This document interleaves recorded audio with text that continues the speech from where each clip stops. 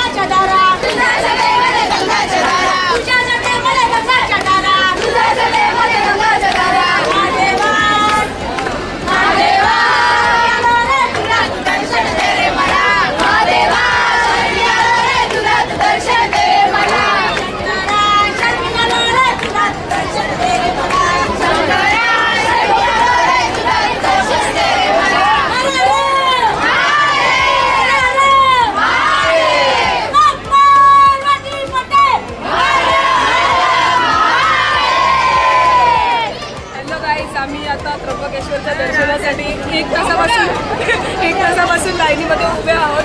खूप कष्ट करून आम्ही इथपर्यंत आलेलो आहोत. अजून 3 हॉल बाकी आहेत आणि त्यानंतर आम्हाला दर्शन भेटणार आहे.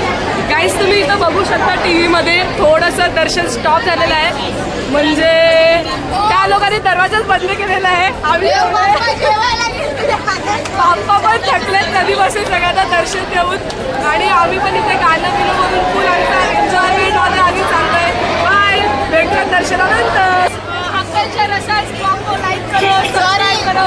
बंटी रसा ब्लॉग आहे तो लाईक करा, शेअर करा, सबस्क्राइब करा. और दर्शन मोदी चॅनलला पण करा. दर्शन मोदी चॅनलला पण करा. चला चला लाईन चालले. त्र्यंबकेश्वर हे महाराष्ट्रातील नाशिक जिल्ह्यात स्थित एक अत्यंत पवित्र आणि आद्य ज्योतिर्लिंग मंदिर आहे.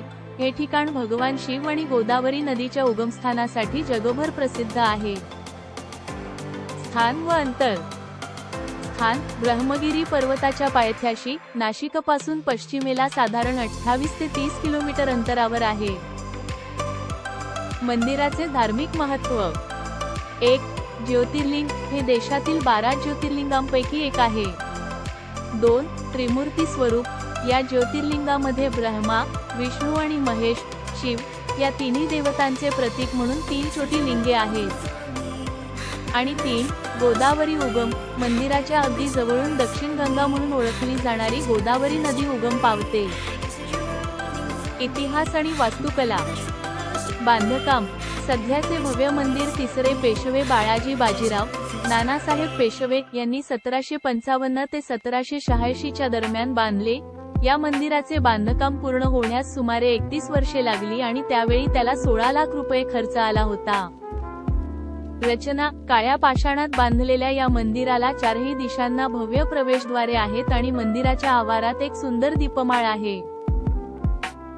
दर्शनाची वेळ आणि सुविधा. 1. वेळ.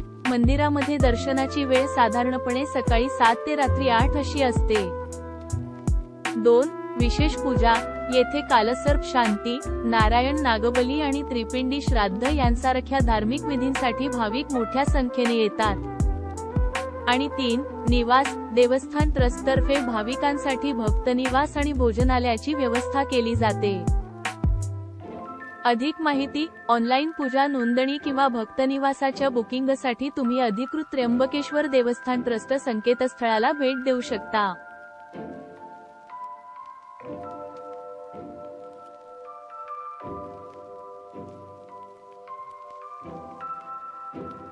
नाशिकमधील पंचवटीत असलेले काळाराम मंदिर हे प्रभू श्रीरामाचे एक ऐतिहासिक आणि अत्यंत पवित्र हिंदू तीर्थक्षेत्र आहे. प्रभू श्रीरामाने वनवासातील काही काळ येथे वास्तव्य केले होते.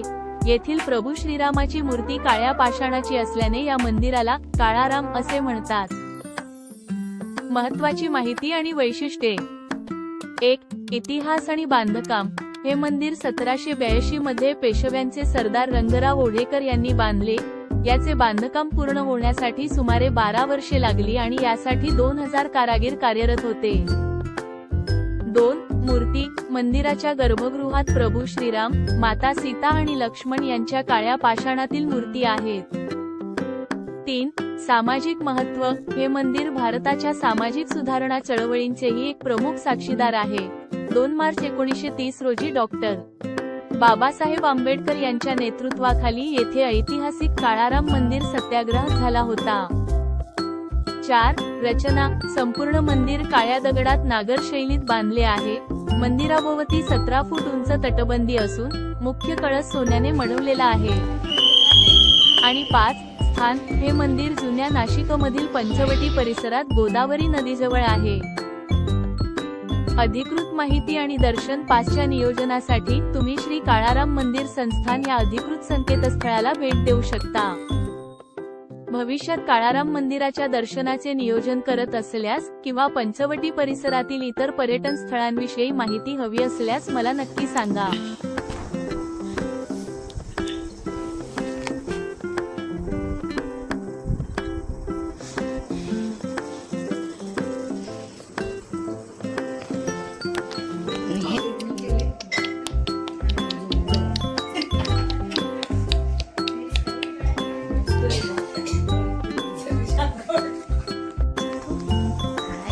कोकोचा नवरा. तू कोकोचा नवरा आहे ना घारू? हाय, झोप ना. अरे जिथे जागा भेटेल तिथे झोप.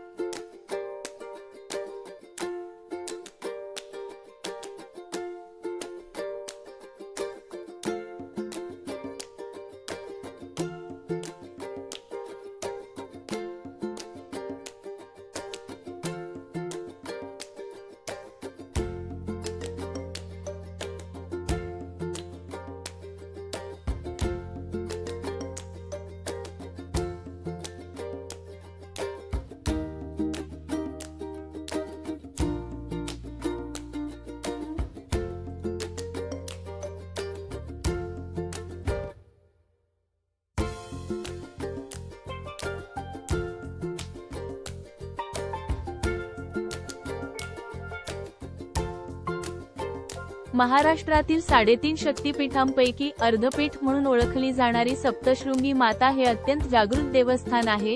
नाशिकजवळील कळवण तालुक्यात वणी सह्याद्रीच्या पर्वतरांगेत वसलेल्या या गडावर देवीचे स्वयंभू 18 हातांचे भव्य रूप असून महिषासुराचा वध करण्यासाठी देवी येथे अवतरली अशी धार्मिक मान्यता आहे.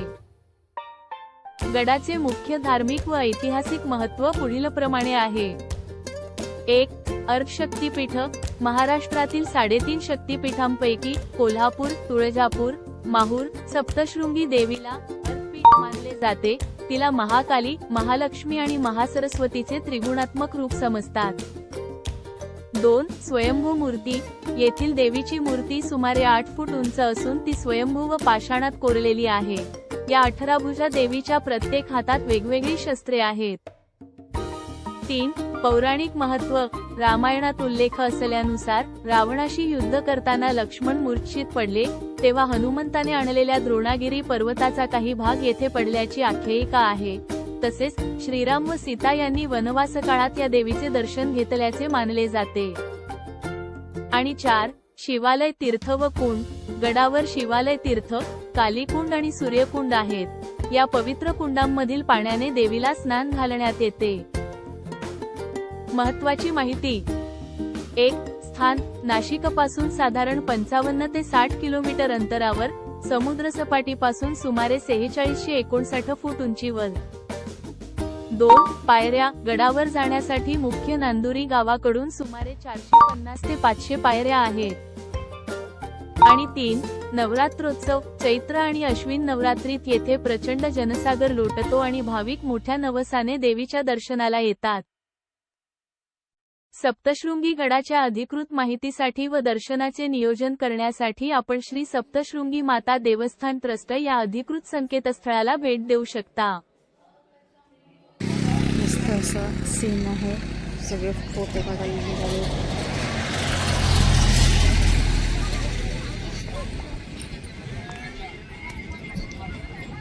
तो माकडे आहेत ना, ते अंगावर जाऊन जाऊन खात आहेत.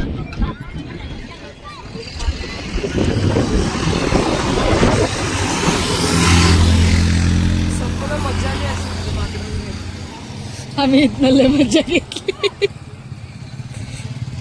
घ्या चिप्स घ्या, चिप्स घ्या, प्राचीवाली चिप्स घ्या, चिप्स घ्या.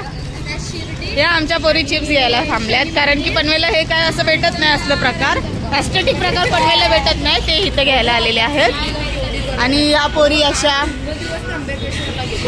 त्र्यंबकेश्वर. हा माझा ग्रुप त्र्यंबकेश्वर.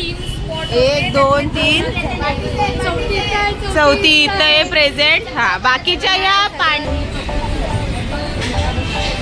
आम्ही थांबलोय नाश्ता करायला. सकाळी केलं. हे सगळ्यांनी हाय करा. सुरुवात करा चला हायची.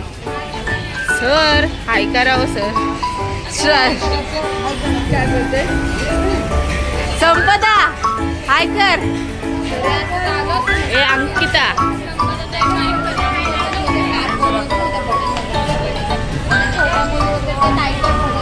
तेडू होय.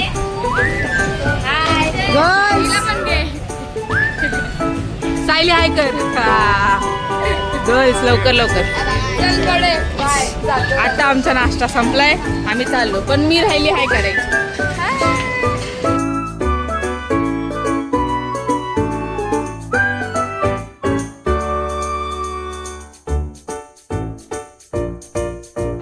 फायनली आम्ही शिर्डीला पोहोचलेलो.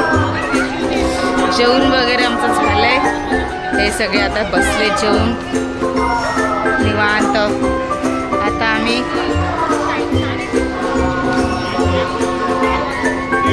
जाणार.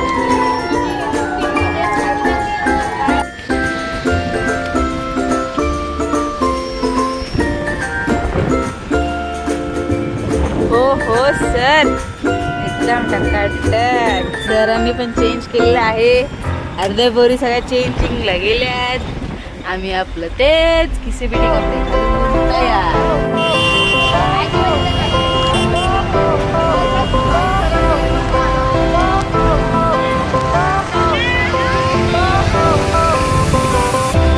Fire went out, lights went down. When you feel lost in your shadow, don't feel alone, don't scream so loud. We are living in